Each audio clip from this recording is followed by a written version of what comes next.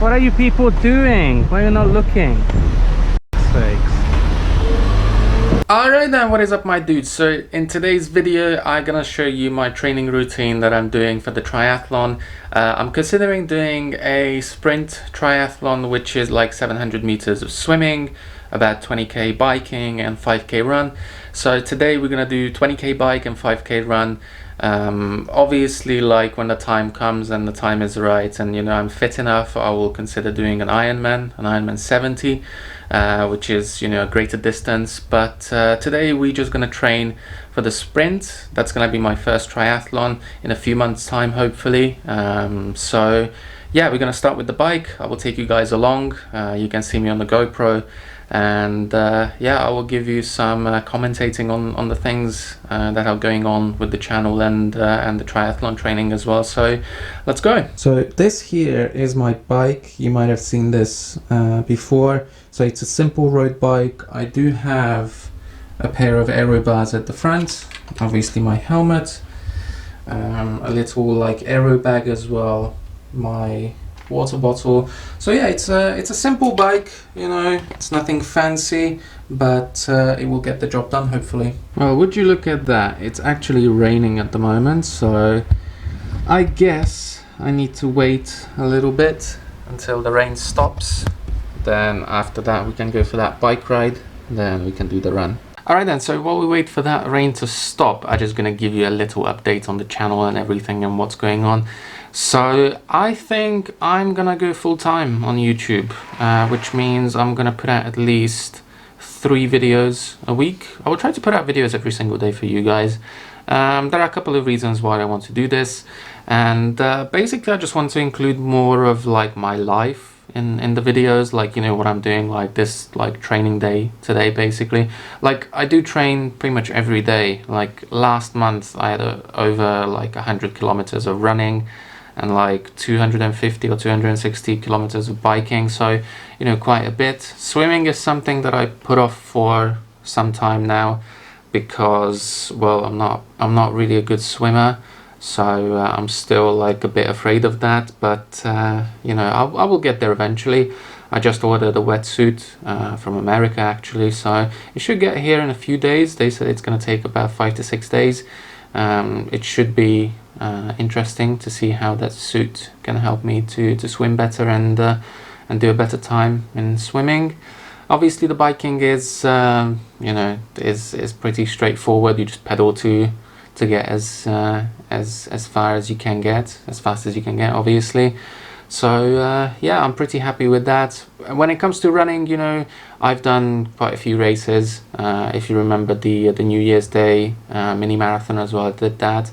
2 weeks ago I did a race as well, a 22k trail running, which was probably the hardest thing that I've ever done. There's some pictures for you, and here's the medal as well, you can see it.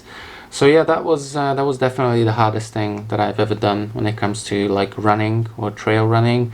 I was dying for like the next 3 days after the race, but it was definitely worth it. I got the finisher's medal, and I'm super happy about that and really proud of myself that, you know, I actually finished it.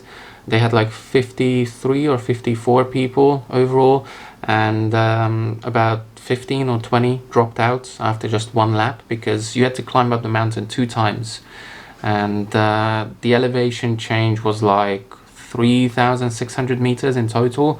So like going up, going down, going up and going down again, that was like 3,600 meters of elevation change in like 22 kilometers. So that's quite a bit, but yeah, I finished it. I'm super happy about it. I was really close to giving up actually, but there was a guy who managed to push me through and actually helped me for like the last, like, was it 5 kilometers or so, and he was just there, just, you know, guiding me through the muddy and slippery like surfaces and things like that. Like, it was really hard, you know. I fell down countless amounts of times. I had like bruises all over my legs. I had to throw my shoes away because they got destroyed in that race, which brings me to my next point, my next running shoes that I have.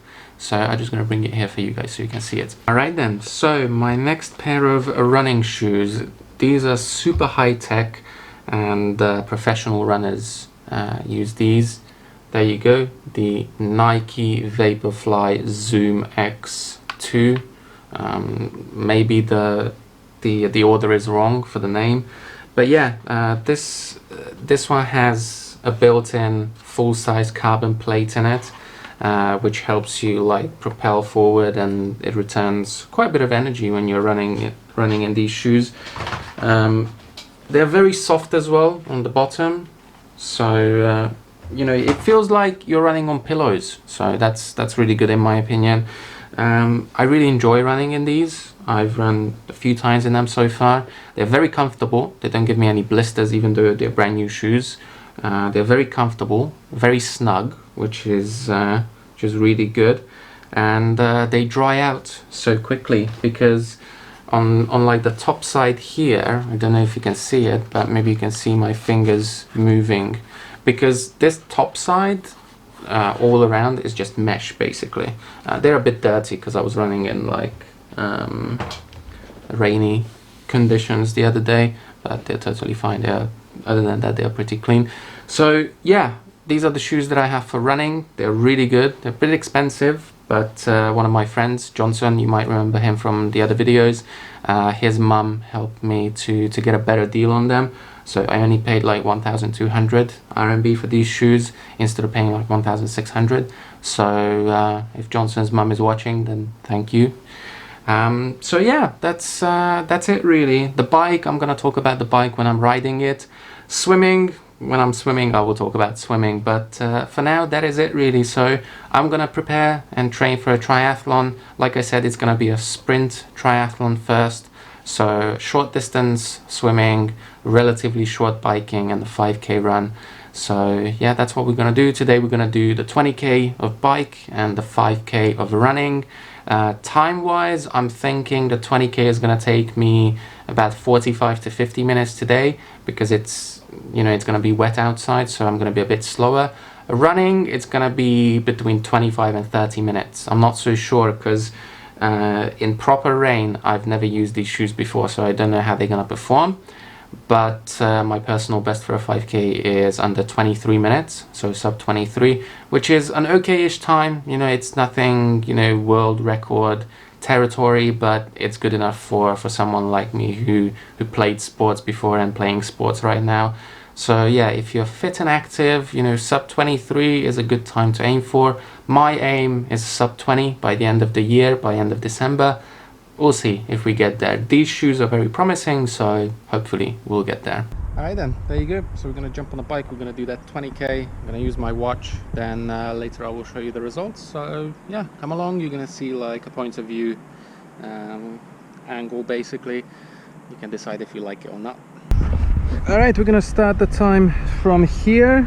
I don't want to do it inside because I was going very slowly. It's just a little warm up, so we're gonna start it from here.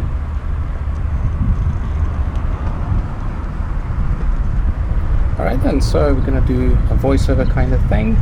So basically this is the beginning of the 20K, you know, it's nothing fancy. I'm just going to get up to speed as quick as I can. The good thing is, you know, as soon as I start rolling, it's actually a downhill section, so I can get some decent speed going. Obviously when I get down, I need to go up again at some point.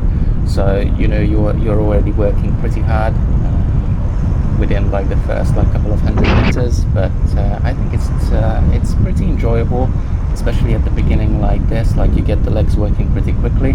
Obviously you want to, like, you know, stretch a little bit, and like I said before I started my watch, you know, as I was pedaling out, it was good enough for a short little warm-up just to get the legs going basically. Now you can see me using the aero bars like on and off. And the reason for that is because they are not the most comfortable thing to ride on. I'm still trying to get used to it, and I'm still adjusting the position and the angle of my seat and the aero bars as well. But slowly but surely I'm getting there. You know, it's getting more and more comfortable, and every 20K run that I'm doing, or whatever run that I'm doing, I'm basically trying to spend half the time on the aero bars, and the other half the time is like, you know, more like upward position that you would use like going uphill, for example. So that way I can get used to it in a more gradual way, basically.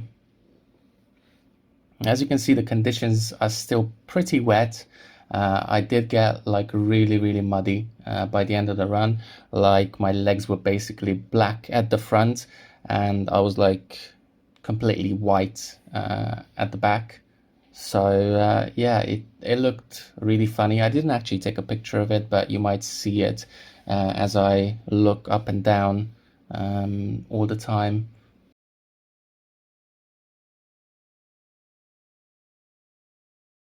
Now we're basically coming up to the incident that you saw in the intro, and this was a very tricky one because, you know, as I'm watching it right now, you know, it's clear that those guys could see me coming, and you know, the obvious choice for a biker is to go to the right, like stay as far away as possible. And even before I got to them, there was a taxi who was doing the exact same thing, trying to turn left, well, to his left, and he waited. But these guys, Jesus Christ! they were What just are you crazy. people doing? Why are you not looking?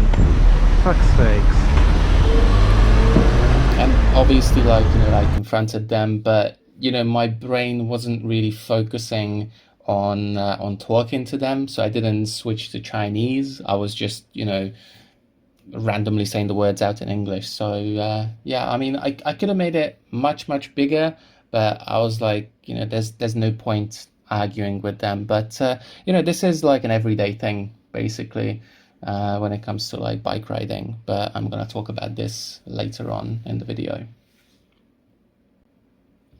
Now, the other thing that you might see on the footage is that I'm trying to get behind cars or motorbikes all the time, and that's called drafting. And it's actually a really helpful thing if you're doing like road racing. Obviously, in a triathlon, it's not allowed to draft behind people during the bike part. But when you're running or when you're swimming, you are 100% allowed to stand behind people. And the reason for that, why people draft, is because you get less air resistance. Because the person in front of you is technically breaking the air and is punching a hole in the air. It's kind of what, like, you know, racing cars do as well. So if you watch Formula One, for example, they stand behind another car, and that's how they go through the fast sections, the straights. So that way they have less air resistance and they can actually go faster, and they actually use less power as well. So yeah, that's basically my aim as well. I'm trying to tuck behind cars or motorbikes as much as I can. I mean, it's only a 20K bike, so it's not ridiculously long or ridiculously hard. But you know, every like 5 meter extra that you get as a resting kind of thing kind of helps. So, you know, if you can make it a little bit easier, then try to do it as much as you can, basically. Obviously within the rules, but you know, during training there are no rules really, and it's a good idea to figure this thing out early on, not during a race, for example, because obviously the closer you are to the person in front, the more advantage you can take of this drafting. But obviously it's a bit dangerous as well to be too close to someone. So you don't want to test this out during a race. You want to do this during your training period, basically. All right then. So as you can see, it's pretty bad out there. Like, it was raining on and off. I'm really muddy and dirty. But we're gonna go for that 5K run now. So yeah, let's jump into that one.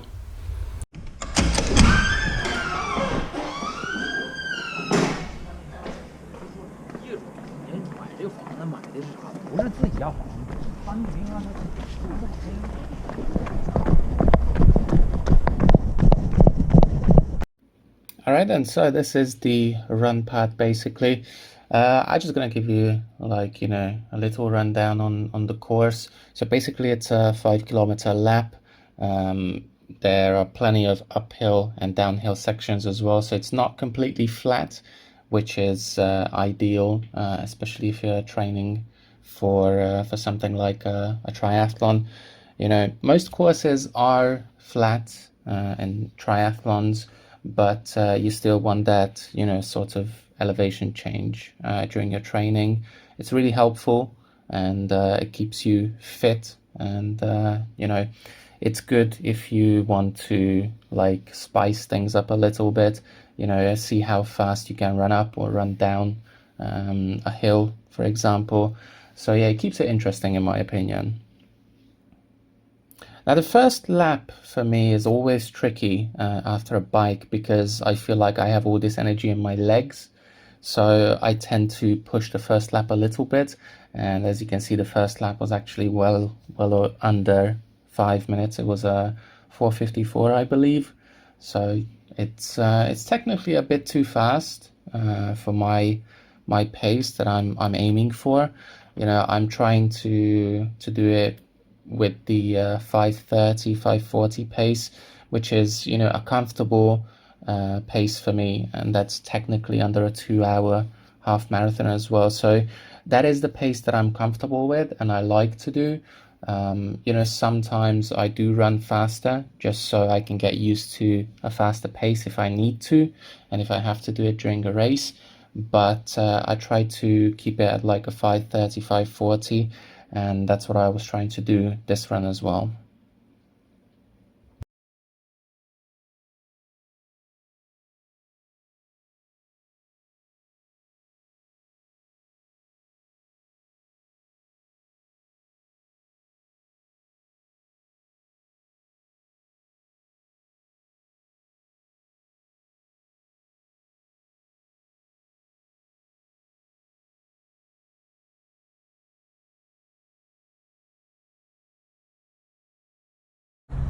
There you go, that was a 27. It's getting a bit hot now. I feel like it's like 26, maybe 27 degrees. So yeah, it's getting a bit hot, so it's a bit harder to run as well. But there you go, that was a 27. Not my best, you know, but it's good enough for training. So yeah, basically I just missed out on the swimming part, which is like 750 meters. So considering that's like, you know, 23 minutes, you know, it's still a decent time. It's still within the time limit, so technically I would finish the sprint triathlon. But anyway, let's go back home and then we're going to talk about this more.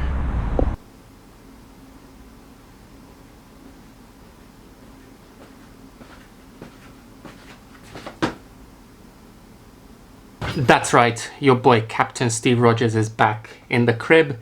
So let's talk about today's time for the bike and the run.